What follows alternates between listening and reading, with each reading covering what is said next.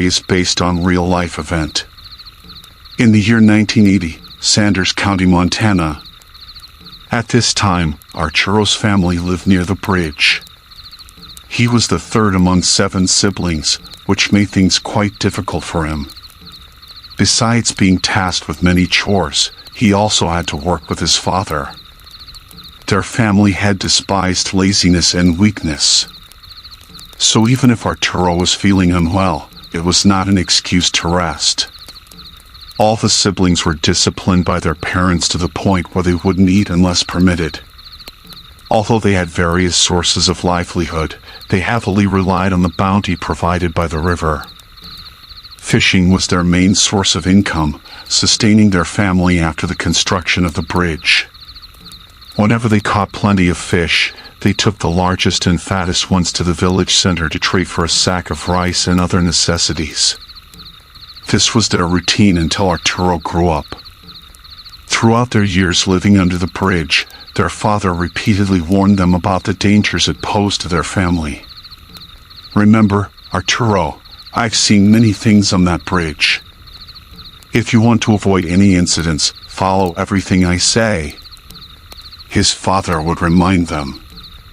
Arturo's father was certain that the beings on the bridge were not ordinary, especially at dusk.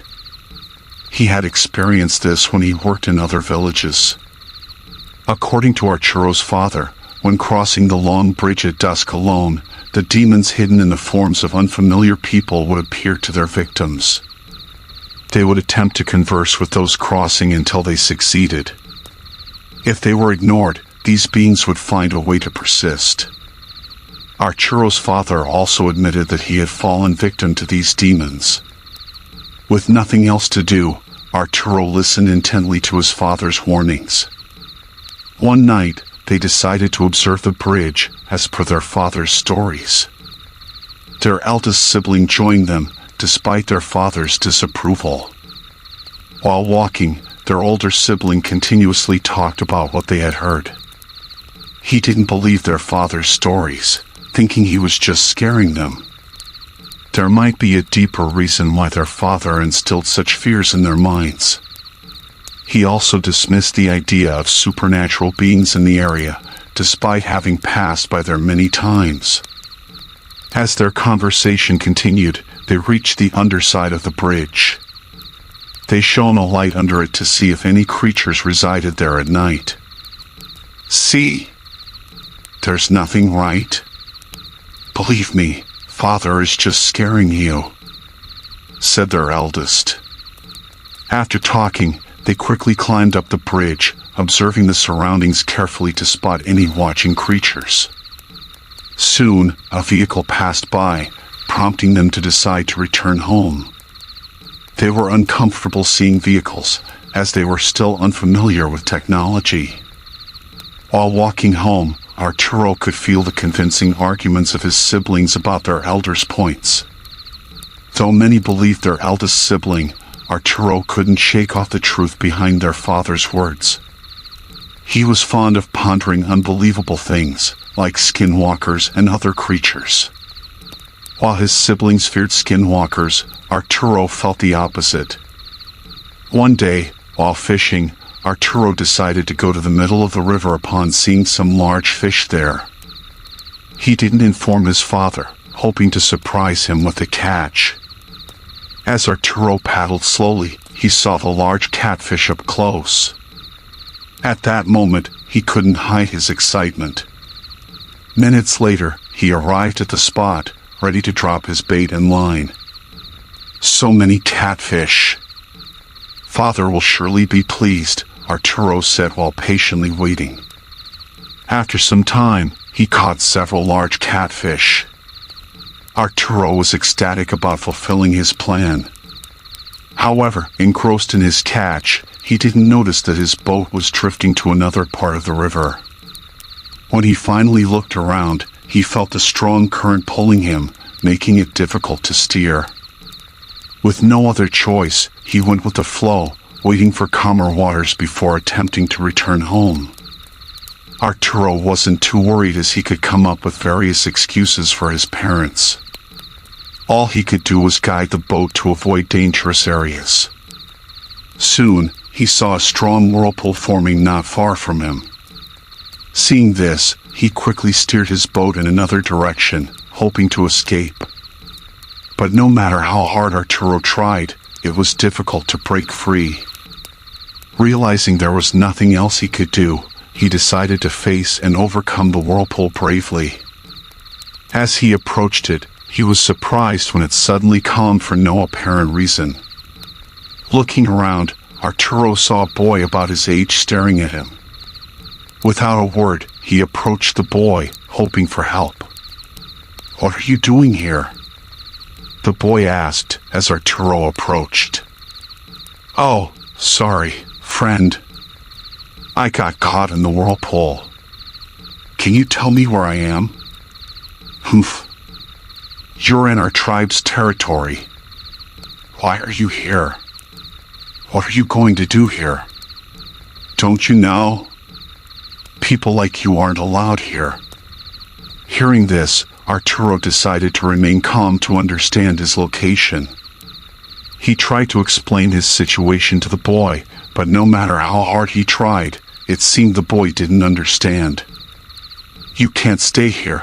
Come with me," the boy said to Arturo. When he heard what it said, he carefully listened, believing it would be the key to getting back home before dusk fell. Arturo was a bit scared when he passed by the stream, thinking he might be swept away by the current again. After a few minutes, their conversation was interrupted by the sight of an old woman approaching, looking just like the child. Soon after, the child quickly ran to the old woman and said, "Mother, I like him. Please don't hurt him. Can he be my toy?"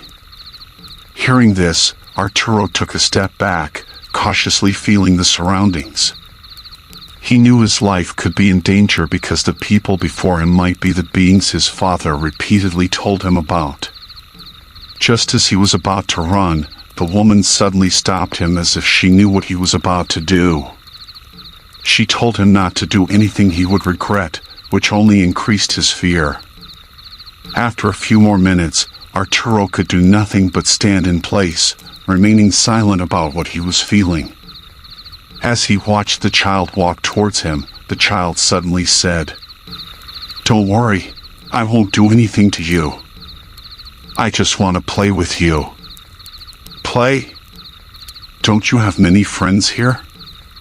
Why do you want to play with me?" Arturo replied in surprise. The child just smiled at him and confidently approached. Arturo then decided to go along with what the child wanted to avoid any trouble. As they continued walking, Arturo realized they were under a bridge.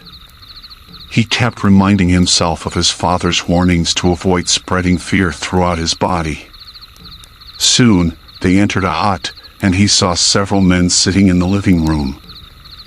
Without a word, the child ordered them to leave, which greatly surprised him. Imagine, those men were much older, but the child managed to make them leave. "Sorry about that. I didn't expect my mother's servants to be here. Come on, let's play," the child said. Hearing this, Arturo thought of excuses to ask the child to let him go home. "Ah, what's your name?" "I'm Arturo. Can we play tomorrow instead? It's getting late. My father won't like it if I come home late. You too, you might lose a playmate," Arturo reasoned. "Is that so? What a pity. All right, tomorrow then. But you have to keep your promise, okay? I really don't like liars," the child replied. After their conversation, the child asked him to close his eyes for an unknown reason. Arturo did as told, and when he opened them, he was surprised to find himself on the bridge, with their house below. "See you tomorrow, Arturo. Make sure you get permission," the child said as it walked away. When the child was out of sight, he quickly went down to their house. Upon entering, he found his parents waiting for his return. Before he could speak, he felt a strong slap from his mother. Because of what happened, Arturo decided to remain silent and wait for his turn to explain.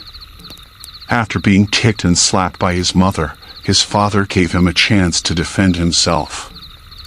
Despite everything, Arturo still felt his father's love, as he was given a chance to explain. He told his parents everything that happened, explaining why he was late.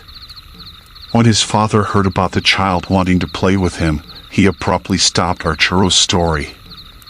"What did you say? A child? Are you out of your mind, Arturo? Why did you agree to go back there tomorrow?" his father asked worriedly. Hearing this, Arturo sighed and replied, "That was the only way for me to get home. Don't worry. Tomorrow, I will go there early." After hearing this, his father warned him about the time he should spend there. According to him, Arturo should go there at noon because he wouldn't find anyone there early. He also advised him to bring around fruit to protect himself from any dangers he might encounter. After explaining this, his father assured him that nothing bad would happen as long as he didn't give the child a reason to get angry. The next morning, his father gave him everything he needed to prepare for his return to the child's place. Arturo accepted everything to avoid any resentment. At noon, he used their boat to return to the child's place. He didn't think much about how the boat had returned to shore, as many questions were swirling in his mind. Arturo sensed that his father knew something about the child that he was hiding from him. After a few minutes, he felt the current of the stream getting stronger, so he carefully guided the boat. As he moved away from their home, he landed on a different shore. There, he saw the child standing under the bright sun, seemingly waiting for him for a while. "Good thing you didn't disappoint me, Arturo. Let's go back to my house," the child greeted him. "I told you, I'm not a liar." After their brief conversation, they quickly walked to the child's house. When they entered the very dark hut, the child lit a candle to give them some light. The child kept telling him why they had no windows. Arturo didn't worry much about it, knowing it was still morning, and he could escape if something unpleasant happened. As he continued to look around, his gaze shifted to the child walking towards him with a broad piece of wood. When it was laid in front of him, he saw carvings he could barely understand. There were also symbols resembling people, hinting at something mysterious. After a few minutes, Arturo began to understand the carvings as the child explained them one by one. According to the child, they had 10 stones representing their lives in the game. Whoever ran out of stones first would lose. The winner would have the chance to command the loser to do something, either to themselves or in the place they were in. After hearing this, Arturo nodded to show his agreement. Soon after, he stared at the child when he heard it say, "Guess our game, Arturo. If someone can't guess 5 times, 2 of their stones will be forfeited. They take turns guessing until there's a winner. Remember, if you win, I can ask you for anything. And if I win, Arturo, you will grant my wishes, okay?" Hearing this, Arturo nodded while carefully thinking about what he would guess. As they started their game, Arturo guessed nothing correctly. The child asked deep riddles, none of which were familiar to him. After their game, the child grinned and said, "Looks like I won. You will follow all my wishes, okay?" As the child spoke, it grabbed Arturo's hand and slowly placed it on the wood with many symbols. As his hands touched the wood, he felt a strong tickling sensation in his insides. He almost lost consciousness, as if his mind was detaching from his body. Soon, the child removed his hands from the wood, returning him to normal. After this, the child quickly sent Arturo out without saying a word. Before he left the place, he saw the child waving at him, watching him leave in the boat. After a few minutes, Arturo safely returned home. He was dazed and restless as he walked, continuing to think about the events he couldn't understand. Seeing this, his father quickly poured fresh water on him and hurriedly brought him inside their yard. That night, Arturo finally heard his father's confession about why he allowed him to play with the child. "You're right, Arturo. The child you saw is not ordinary. We have no power to oppose it, so I let you play with it. I experienced that too, so I was confident you would return without any harm," his father said. He added that the child took a small part of his soul to attract the people who would come to the place. It uses the souls of the children in the village to gather enough food for their tribe. Many people know about the Skinwalkers doing such things, and most of them have experienced having their souls sucked out. As his father continued, Arturo learned why they were forbidden to go up the bridge, especially at night. Many Skinwalkers bring strangers there, using them as food. The child does not recognize the type, making it very dangerous for them to go there at odd hours. After several years, the same thing happened to Arturo's siblings. They just let it happen, as they had no choice but to offer sacrifices to the Skinwalkers to avoid disturbances. When Arturo turned 20, he decided to move to another place to live and work. He didn't want his children to experience the terrifying life in their village, especially the Skinwalkers who take souls.